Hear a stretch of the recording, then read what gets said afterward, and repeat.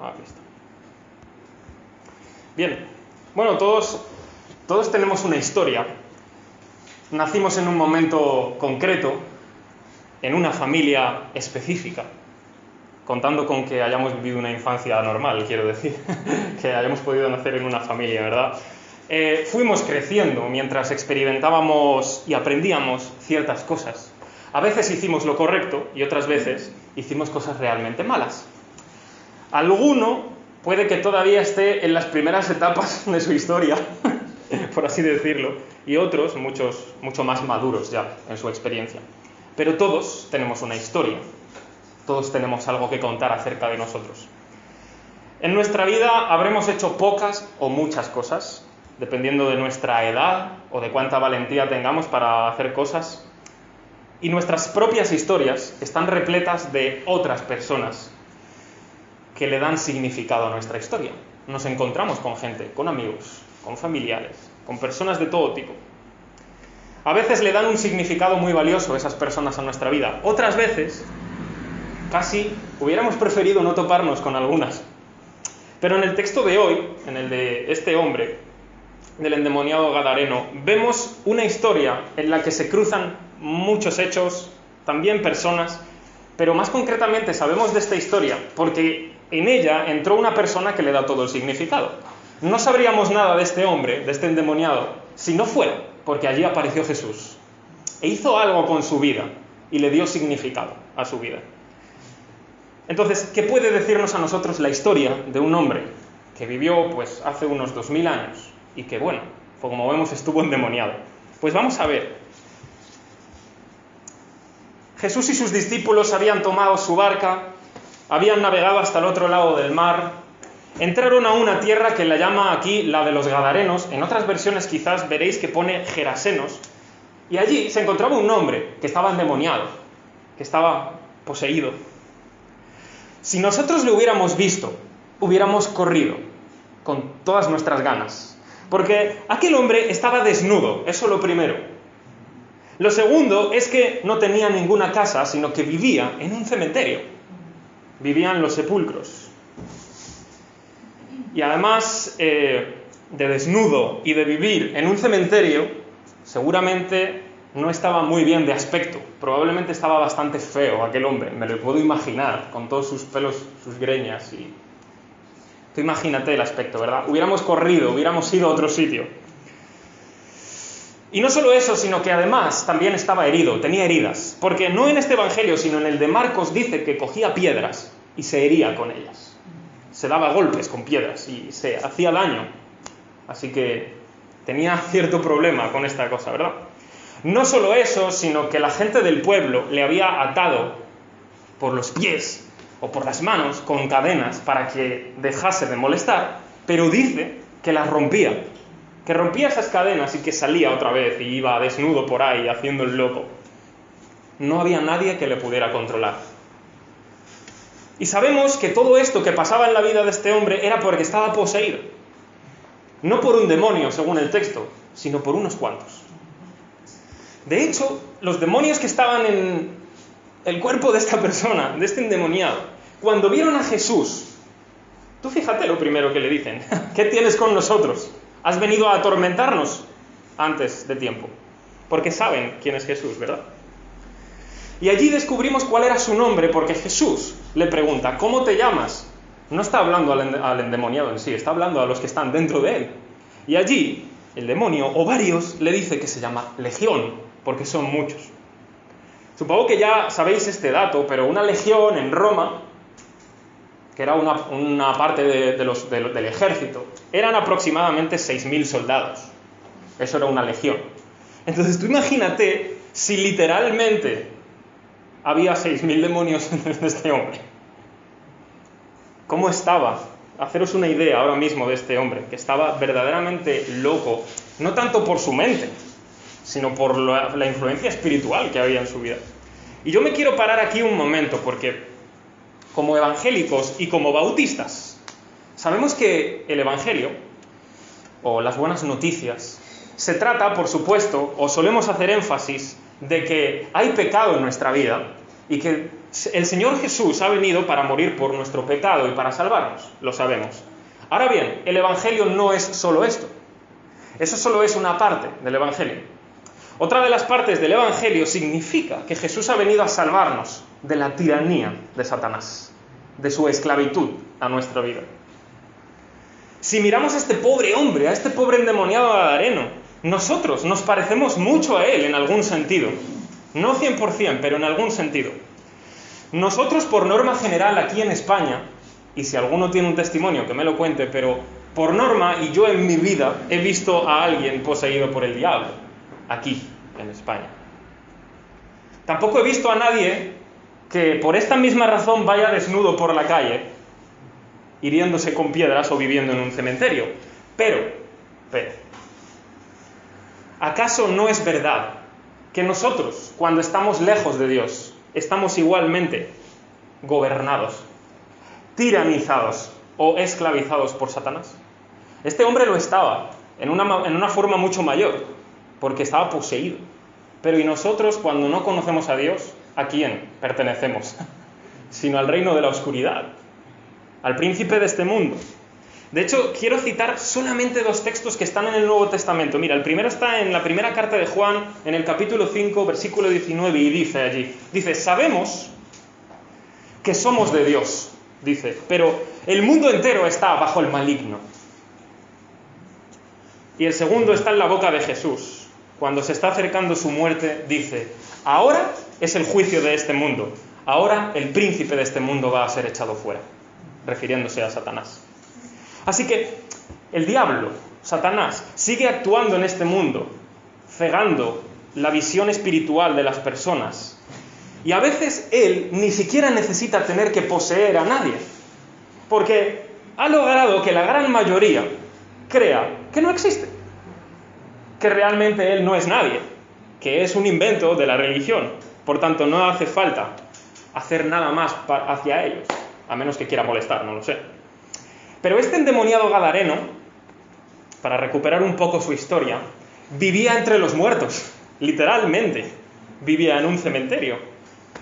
Bueno, nosotros no vivimos literalmente entre los muertos, pero espiritualmente sí, vivimos entre los muertos. De hecho, vivimos muertos antes de conocer a Jesús. Antes de reconciliarnos con el Padre, la Escritura dice, estamos muertos en delitos y pecados. Por eso Jesús nos llama a una vida nueva, ¿verdad? Entonces, nosotros no somos como este endemoniado, porque no somos poseídos, pero si él nos gobierna de alguna manera, Satanás, si de alguna manera nos estamos hiriendo a nosotros mismos, de alguna forma, en tanto que estamos bajo su gobierno, y lejos de la voluntad de Dios, en la oscuridad, a nuestro ritmo, y gobernados por él, según su plan y su estrategia para este mundo. Eso sería lo primero, que parecido a este endemoniado estamos muertos en vida, igual que este hombre. La segunda cosa es que aquellos demonios que estaban allí en aquel hombre, en el gadareno, legión, le rogaban a Jesús que por favor no los atormentase, sino que les permitiese entrar en los cerdos, en una piara de cerdos que había allí. Y Jesús aceptó. Y a continuación, todos esos demonios salieron de aquel hombre, entraron en los cerdos y los cerdos se despeñaron, literalmente. Imagínate ahora la cara de los dueños y de los cuidadores de esos cerdos. Estaban muy contentos, ¿verdad? Sabemos que no eran judíos, porque estaban cuidando cerdos. Imagínate qué felices. Toda su comida, toda su vida y su trabajo por la borda. Yo les entiendo un poco. Pero aunque probablemente esto les había afectado mucho a ellos como cuidadores, nuestro texto dice que tenían miedo. Eso es lo que no entiendo de este texto.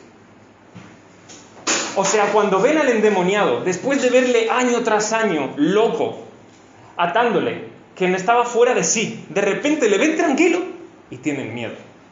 Eso es lo que no entiendo bien de esto. ¿Cómo que miedo? Ellos decidieron que preferían que Jesús se fuese a lo que acababan de ver. Es decir, un loco, o un endemoniado más bien, que de repente estaba en su juicio, vestido, y que estaba a los pies de Jesús. No habían visto eso en su vida, en aquel hombre. Así es hoy día también, quiero decir.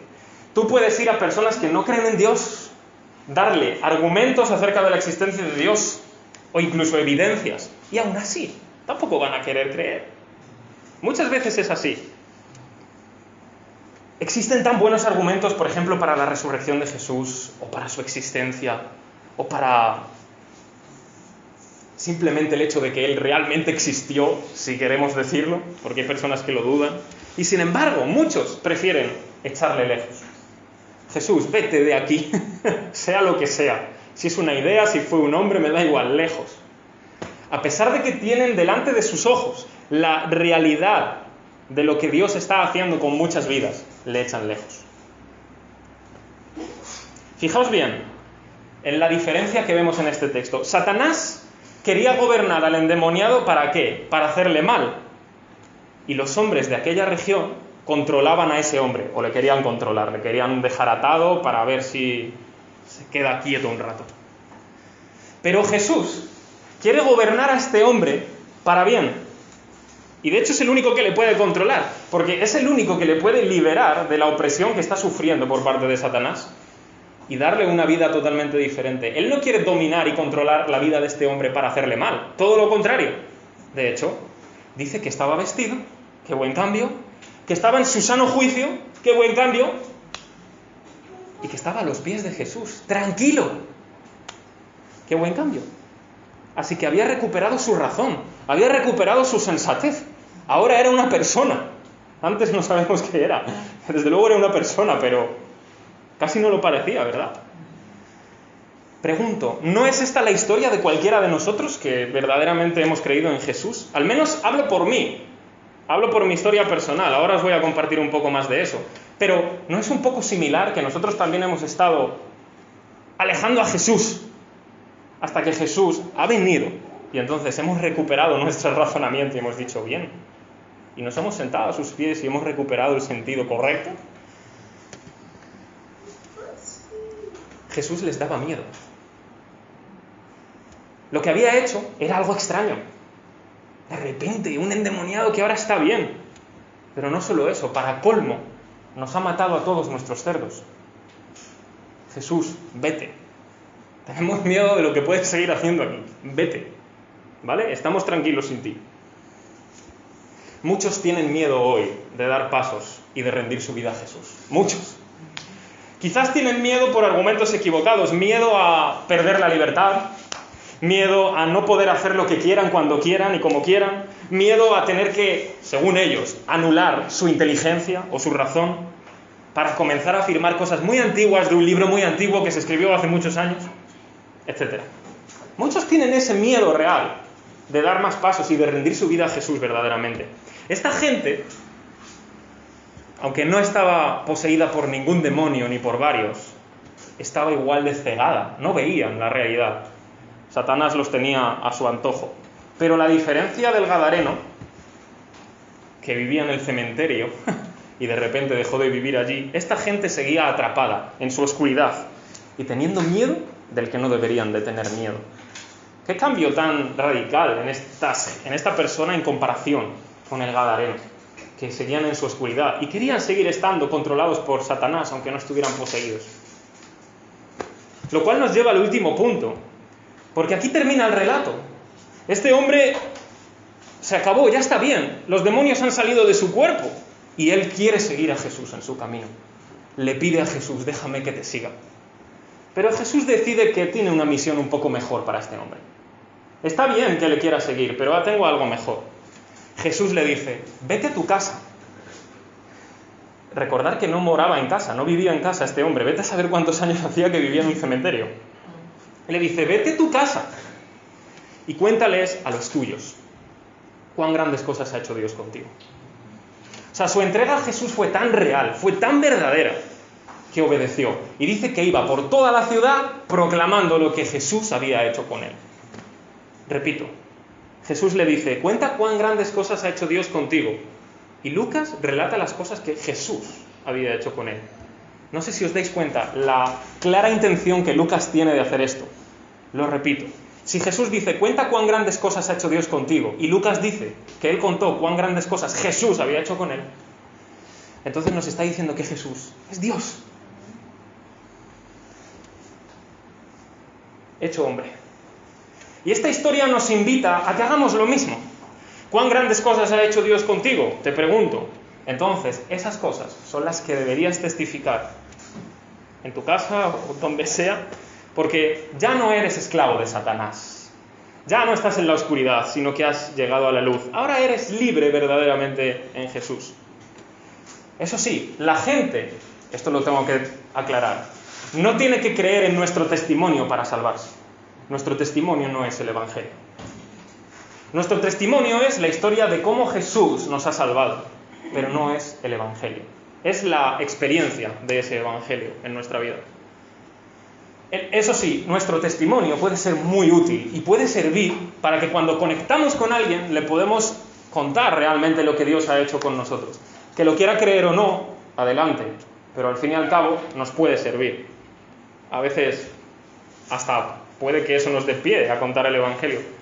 Pero para terminar yo quisiera contaros, como decía antes, las grandes cosas que Dios ha hecho conmigo, para poner en práctica lo que hemos aprendido hoy. Tengo unas fotos por aquí, no sé si se verán bien. Ese soy yo. Nací el 16 de octubre del 1993, como Josh, pero en otro año. Nací en Getafe, la mejor ciudad de Madrid, y la llamada capital del sur. Mi familia no era ni es creyente practicante, como se suele decir, sino que simplemente tienen un bagaje cultural de catolicismo, como prácticamente todo el mundo en España. De pequeño hasta fui bautizado, como toda familia, entre comillas, católica, pero eso no me hizo a mí un cristiano verdadero. Voy a seguir pasando fotos por aquí. Alguna que otra vez recuerdo que en mi colegio, que era católico, nos leían el Evangelio o nos hacían leer los Evangelios, los cuales a mí no me importaban mucho, la verdad. Y también hacíamos oraciones e íbamos a misas. En una ocasión, una compañera mía de clase, cuando estábamos como en quinto o sexto de primaria, se enfermó muy gravemente de una enfermedad llamada meningitis. Y creo que no estaba vacunada y murió poco después. Vaya trauma para unos niños de quinto o sexto de primaria. Y me acuerdo que en aquel entonces, una noche, mi madre de repente le dio porque hiciéramos una oración en la cama por esta chica. Yo en ese entonces ya ni siquiera quería tener nada que ver con eso. Estos son mis padres. Y ahí estoy yo. Creo que este es el día que me bautizaron. ¿Se ve bien? Sí. Aquí estoy con traje. Nunca más me veréis así, probablemente, excepto el día de mi boda. Me encantaba esta máquina de pinball. Era una maravilla, me encantaba. Y mi Godzilla, que lo sigo teniendo guardado. Una vez, cuando ya iba llegando a mi adolescencia, mi rebeldía iba en aumento. Me creía un anarquista, ideológicamente hablando. Pero era puro cuento, ¿sabes? Sentía que estar en contra de Dios era algo que me llenaba, algo que me daba plenitud. Y hasta incluso puede, si esto no es un recuerdo fallido de la memoria o de la Matrix, que llegué a una puerta de una iglesia y blasfemé mientras daban misa. Así que bueno, pasé mi adolescencia y el final de mi adolescencia, pues como cualquier otro, ¿no? Jugueteando con la vida, con las cosas, con las pasiones juveniles. Y una vez que terminé mi bachillerato, después de haber pasado esos 2 años pensando qué me gustaba hacer o qué quería estudiar, decidí estudiar filosofía. Sigo pasando fotos por aquí para que los veáis. Eso no sé. Esos Power Rangers me encantaban. O sea, hacías así y le podías poner la cabeza sin casco, le dabas a un botón y se ponía el casco. Era tremendo. Mi camiseta del Real Madrid, lo dije en una predicación, para que veáis que no miento, ahí está. Este es un amigo, lo dejo aquí. Mi profesora de filosofía, cuando decidí estudiar filosofía, me presentó a otro chico, es él, se llama Eli, o Roosevelt, como queráis, tiene los 2 nombres. Y este chico vivía en mi barrio, a una calle de mi casa. Yo le veía todas las mañanas pasar por allí porque íbamos al mismo colegio. Lo que pasa es que él estaba estudiando bachillerato de ciencias naturales. Y yo estudiaba bachillerato de ciencias sociales. Entonces, bueno, pues nos veíamos como se ve cualquiera por la calle, pero no sabíamos quiénes éramos. Entonces, nuestra profesora de filosofía nos presentó, porque ambos queríamos estudiar filosofía, ambos habíamos llegado a ese punto en el bachillerato. Así que bueno, comenzamos a conocernos un poco, a entablar cierta amistad mientras íbamos a la Facultad de Filosofía. Estuve estudiando aquí en la Universidad Complutense un año. Y justo antes del comienzo de las clases empezaron a acontecer algunas cosas en mi vida que me dolían y me entristecían mucho. Una de ellas fue que mi mamá se enfermó muy grave. Había estado muchos meses muy débil hasta que un día ya era demasiado y mi padre le llevó al hospital para ver qué pasaba. Entonces allí vieron que todos sus niveles estaban muy mal, azúcar, todo, y detectaron que tenía un cáncer o un tumor en el colon. En aquel entonces yo intentaba buscar significado para mi vida. Y como estudiaba filosofía, llegué a las filosofías orientales, que aquí en Europa pues son muy atractivas, como budismo, por ejemplo. Pero fui más allá, llegué a religiones orientales como hinduismo, y llegué a leer textos sagrados de ellos, me gustaban, y hasta incluso llegué a pensar muy bien que creía en la reencarnación. Y había practicado ciertas cosas, como meditación trascendental, se llama, que se supone que es quedarte completamente en blanco hasta que seas uno con la nada, o no sé. Había una búsqueda por mi parte de la verdad en mayúsculas. Mientras tanto, mi madre tenía que ser operada, porque podían hacerlo, pero tras haberla operado, unos días después no parecía mejorar. De hecho, respiraba muy mal, sonaba muy fuerte sus pulmones. Entonces, una noche que mi padre estaba con ella, decidió que llamaría al médico para que, por favor, que la mirara. El médico, después de observarla, decidió que iban a ir a llevarla a hacerle unas pruebas, y allí descubrieron que por dentro de su cuerpo, en el colon, después de haber operado, se había vuelto a abrir y estaba saliendo todo a su abdomen por dentro. Entonces, todos sus líquidos estaban literalmente contaminando su cuerpo por dentro, hasta que llegó a infectarse y le provocó lo que en la medicina se llama sepsis abdominal. Es una infección en el abdomen, pero no solo eso, sus riñones se pararon, ya no estaban funcionando, y sus pulmones también. Entonces tuvieron que ingresar en UCI, cuidados intensivos, dormirla y ponerle oxígeno y una máquina que limpiaba su sangre, porque los riñones ya no podían. Esto es una foto reciente de mi familia.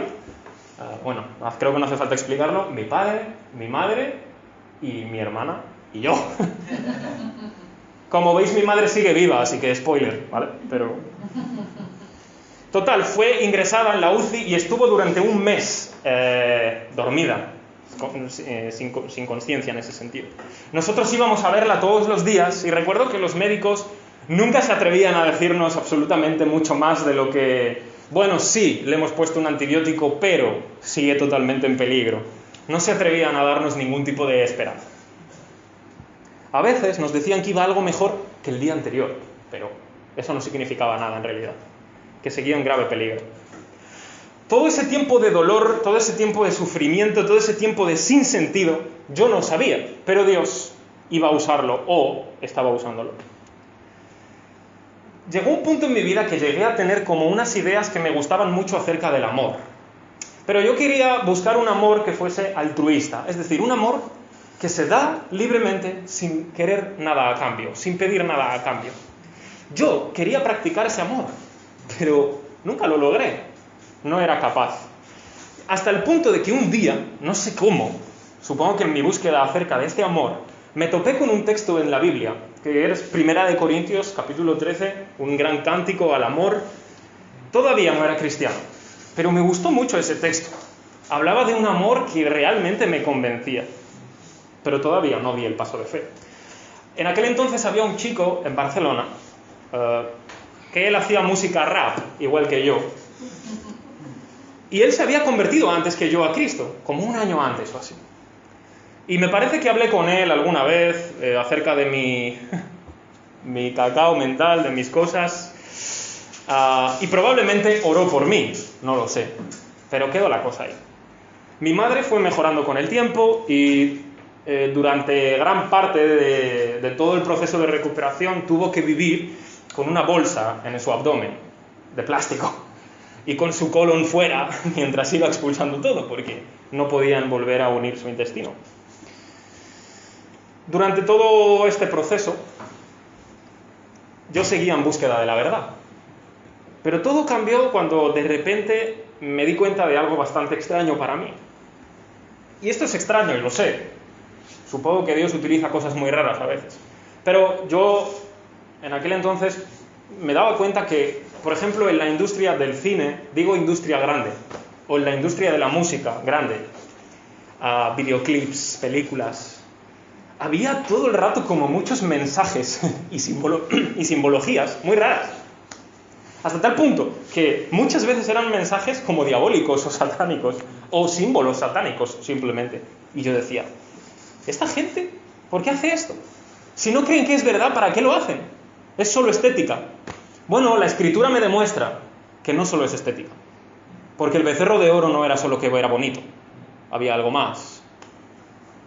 Entonces yo en aquel entonces, no sé, me extrañaba eso. Evidentemente había mucha gente que siempre hablaba de cosas conspiranoicas, de conspiraciones, hay en todos lados, ¿verdad? No sé cuánto de conspiración hay o no en esas cosas. Quiero decir, no sé si es verdaderamente una conspiración que todas las películas tengan simbologías y mensajes satánicos. No lo sé, puede que sí. Pero sea como sea, en ese momento, y después de haber leído tantas cosas, no sé cómo explicártelo, ¿no? Después de tantas religiones y filosofías, de repente, no sé cómo, creí que Satanás era real, que estaba detrás, en sus sombras, gobernando las cosas y las personas. Y eso me aterró. Por eso digo que mi historia es un poco parecida a la de este hombre, aunque no fui poseído. Claro, Satanás no es un ser rojo, ni tiene cuernos. Todos lo sabemos, ¿verdad? Él es un ser espiritual, un ángel caído que hace cosas muy malas, verdaderamente. En ese momento en que yo me convencí que Satanás era real y que yo estaba bajo su gobierno y su tiranía, yo dije, no me gusta, quiero salir de aquí. Y mi razonamiento fue el siguiente: si Satanás es real y yo estoy bajo su tiranía, entonces yo quiero que haya una oportunidad, que haya algo, que haya alguien que me libre de Satanás. Y automáticamente, como un clic, yo no sé cómo definir esto, yo siempre lo defino como un clic, porque es con lo que hizo en mi cabeza, hizo clic. Y creí que Dios era real, y que Él me podía salvar, y que Él podía librarme de Satanás. Me entregué a Dios en aquel momento. Creí firmemente que Dios estaba. No creí porque fue consciente de mis pecados. Más adelante lo entendí. Pero en ese momento yo no me entregué a Dios porque me sentía un pecador. Lo que yo me sentía era alguien esclavizado por Satanás y no quería estar bajo su gobierno. Como este gadareno, me quitó las cadenas y me senté a los pies de Jesús, en mi cabal juicio y en mi razonamiento. Claro, en mi experiencia se mezcló todo, el pensamiento de la filosofía, las religiones. Me acuerdo que conversé con mi amigo Eli, que ya os he contado, y al mes o a los días, él también se convirtió. Comencé a leer la Biblia, porque había ido a un colegio católico y tenía una Biblia. No había cogido aquella Biblia desde vete a saber qué siglo, pero la cogí, la abrí, y recuerdo que, creo que fue el Espíritu Santo, me condujo a leer los Evangelios.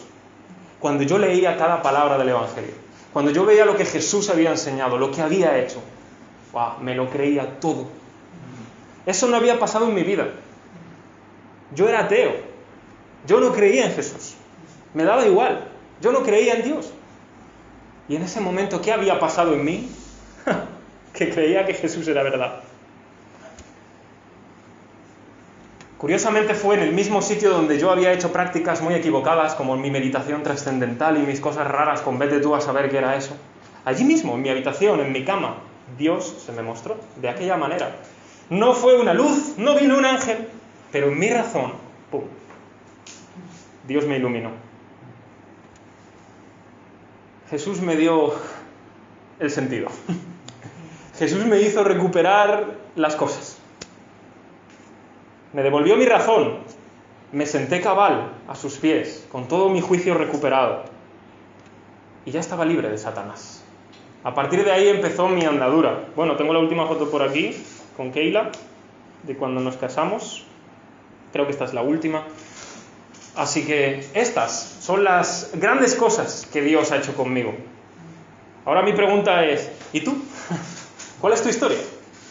¿Cuán grandes cosas ha hecho Dios contigo?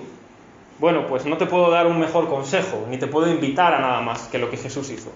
Ve a tu casa, ve a los tuyos, en tu ciudad, donde sea, y cuéntales cuán grandes cosas ha hecho Dios contigo.